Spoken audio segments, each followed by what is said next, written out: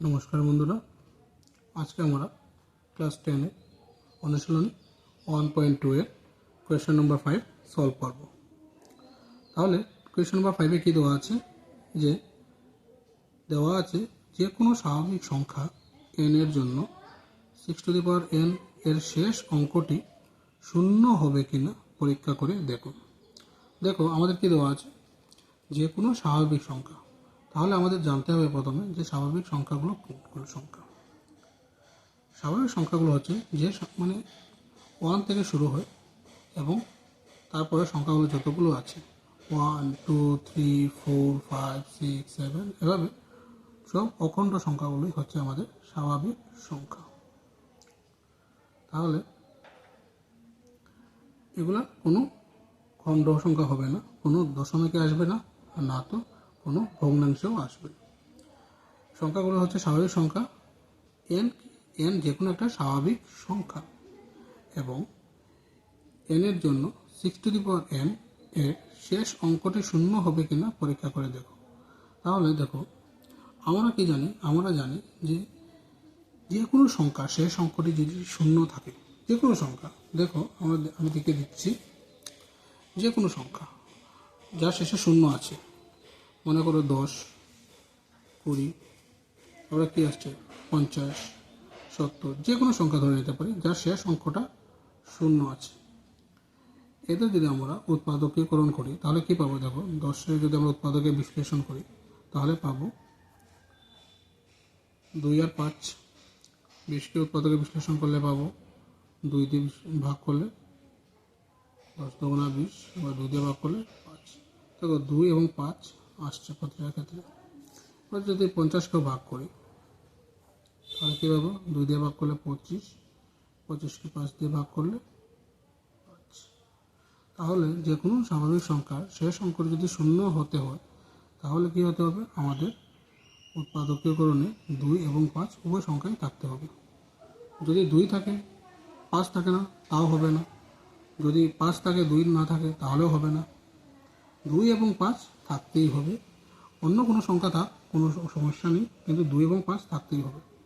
শেষ অঙ্কগুলো যেগুলো শূন্য নয়, মনে করতে পারো তুমি 2 থেকে 9 অবধি, তারপরে আছে 11 থেকে 19, এই যতগুলো সংখ্যা আছে 21 থেকে 29, এই শূন্য ছাড়া সংখ্যাগুলোকে 2 অঙ্ক হোক, 3 অঙ্ক হোক, 4 অঙ্ক হোক, যা শেষ অঙ্ক শূন্য আছে, মানে লাস্ট ডিজিটে শূন্য আছে, প্রত্যেকে যদি আমরা উৎপাদকীকরণ করি, বিশ্লেষণ করি, তাহলে প্রত্যেকটি ক্ষেত্রে আমরা 2 এবং 5 কমন পাবো। তাহলে যদি 2 আর 5 কমন মিলে তাহলে সেটার শেষে শূন্য থাকবে। যদি 2 আর 5-এর মধ্যে দুটোটা না থাকে তাহলে তার শেষে শূন্য থাকবে না। তোমরা ঘরে প্র্যাকটিস করে দেখতে পারো। তাহলে এটার সমাধান কীভাবে করব, আমরা এটা এভাবে সলিউশন করব। আমরা প্রথমে লিখে নেব, কোনো স্বাভাবিক সংখ্যার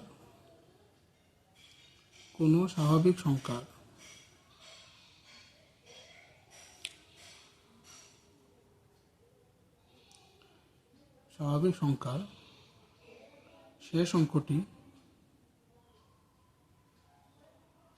অঙ্কটি শূন্য, ব্র্যাকেটে 0 দিয়ে দেব, হতে হলে তার মৌলিক উৎপাদক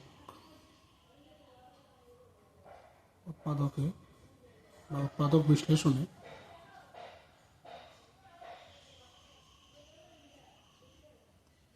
2 এবং 5 উভয় থাকতে হবে। ঠিক আছে, উভয় থাকতে হবে। তাহলে এবার আমাদের কি দিয়ে দিয়েছে, যে স্বাভাবিক সংখ্যা n এর জন্য 6 টু দি পাওয়ার n। এবার যদি আমরা 6কে উৎপাদকীকরণ করি বা বিশ্লেষণ করি তাহলে কি পাবো, তাহলে 6 টু দি পাওয়ার n যদি আমরা উৎপাদকে বিশ্লেষণ করি তাহলে আমরা পাবো 2 ইন্টু 3।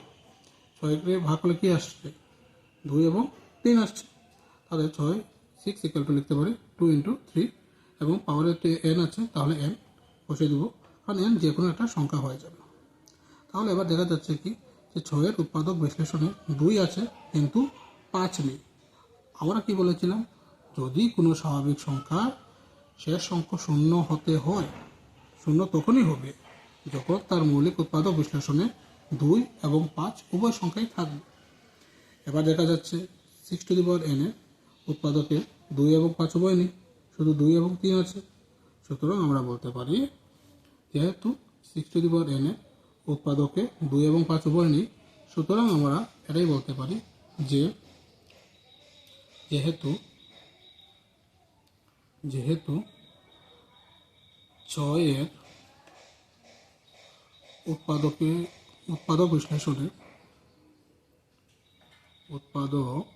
বিশ্লেষণে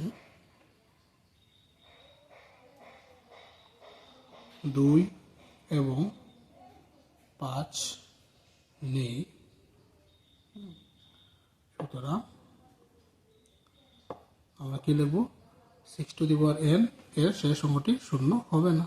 সুতরাং 6n এর শেষ অঙ্কটি